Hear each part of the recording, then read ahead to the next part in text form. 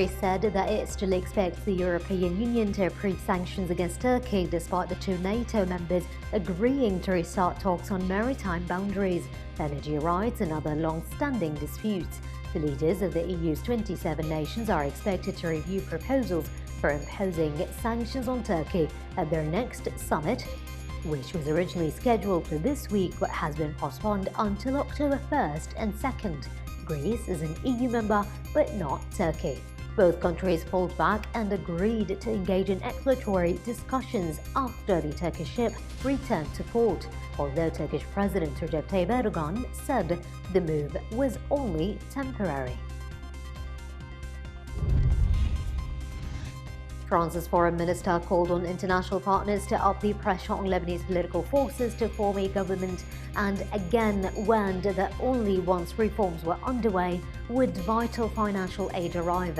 International support group attendees include the 5 permanent UN Security Council members, key regional powers and the International Monetary Fund and World Bank.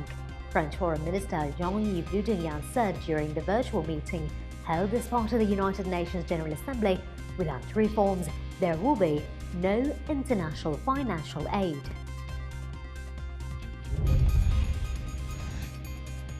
Turkey launched new efforts to protect the Libyan cap it supports, especially after the head of the Government of National Accord, or the GNA, Fayez Sarraj, announced his intentions to resign. The efforts follow a controversial deal arranged between Sarraj's deputy, Ahmed Maitik, and the Libyan National Army on the resumption of oil production. The meetings come a few days after Turkish President Recep Tayyip Erdogan saying that Turkey was upset by Sarraj's announcement that he planned to quit by the end of October. The coronavirus pandemic is taking a heavier toll on jobs that previously feared, the UN said, with hundreds of millions of jobs lost and workers suffering a massive drop in earnings. In a fresh study, the International Labour Organization found that by the mid-year point, global working hours had declined by 17.3% compared to last December, equivalent to nearly 500 million full-time jobs. That is nearly 100 million more jobs equivalent than the number forecast by the ILO back in June, when it expected 14% of work hours to be lost by the end of the second 3-month period of this year. Morocco's Prime Minister Saad Eddine El Othmani said his government is taking all responsibility for managing the coronavirus pandemic and continues to assess the spread of the COVID-19 disease on a weekly basis or more. In a press statement, El Othmani said some new decisions have been made to deal rapidly with new infections. The government aims at reducing the number of infections by imposing quick measures, he affirmed, noting that any delay could have heavy consequences. Alexei Navalny has been discharged from a Berlin hospital where he was being treated for Novichok nerve agent poisoning. The Charité hospital said it was ending acute medical care because his condition had sufficiently improved. Mr. Navalny posted a picture of himself standing unaided with a message saying doctors had given him every chance of a full recovery. His team alleges he was poisoned on the orders of President Vladimir Putin. The custodian of the two holy mosques, King Salman bin Abdulaziz Al Saud, approved a new organizational structure for the Royal Commission of Al-Ula. The restructure aims to improve the Commission's services to citizens, residents and tourists in Al-Ula. It also aims to make Al-Ula more attractive to local and foreign investors through providing promising opportunities.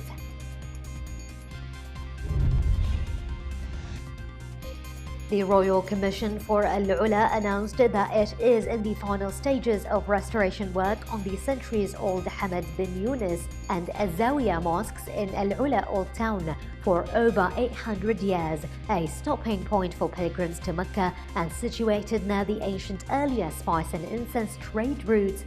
The town was only abandoned in the early 1980s.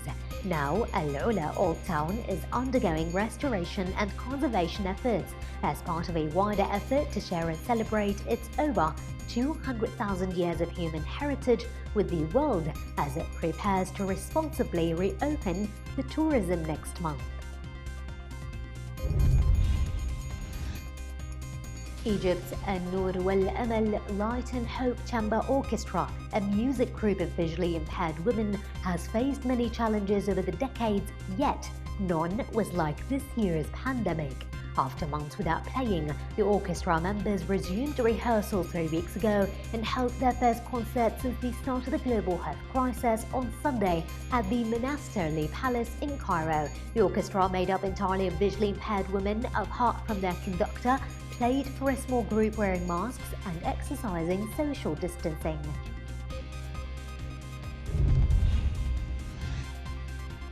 A group of mountain bikers on a North Carolina trail spotted a dog trapped 9 meters down in a sinkhole and took a salty snack and some straps to lift him to safety.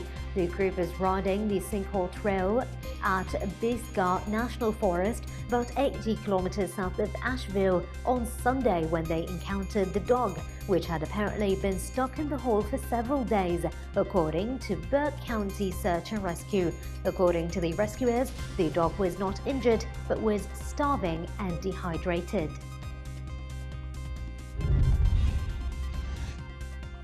Does the coronavirus spread easily among children? It appears the virus can spread among children and teens, but how easily may vary by age. Research is still underway, but children under the age of 10 seem to be less likely than older kids to transmit the virus to other children and adults. Children generally don't appear to get sick or experience symptoms as often as adults when they're infected. Some evidence suggests that may be particularly true for younger kids. That might help explain why they appear less likely to spread the virus. They're less likely to be coughing and sneezing.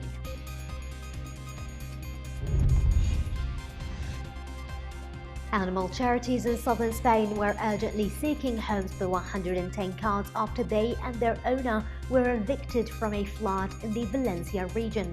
Sapama Safor, an animal shelter in the southeastern seaside town of Gandia, had initially thought there were only 96 cats in the flat, but the Saturday evening the charity said it had removed a total of 110 cats and urgently needed help to shelter them at least until they are vaccinated or sterilized. The cats had been left homeless after they and their owner were evicted from an apartment in the town measuring 100 square meters. Thousands of travelers fly every year to visit the Rio Santos grotto in the Finnish Lapland, but the coronavirus pandemic is expected to wreck the season this year, which worries those who work in the tourism sector in the region.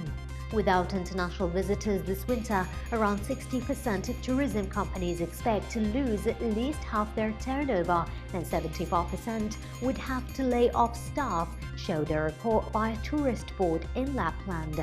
As part of efforts to boost the tourism industry in Lapland, the Finnish government had loosened travel restrictions and allowed Europeans to visit the region for 3 days. But if the visit lasts for more than 3 days, they should be quarantined and tested. In Indian-controlled Kashmir, the coronavirus pandemic within months has changed an elaborate and lavish Marriott tradition that had remained virtually unaltered for centuries. 3 days of feasting, elaborate rituals, and huge gatherings have been replaced by muted ceremonies attended by a limited number of close relatives and neighbors. With restrictions in place and many weddings cancelled, the traditional master chefs have little or no work.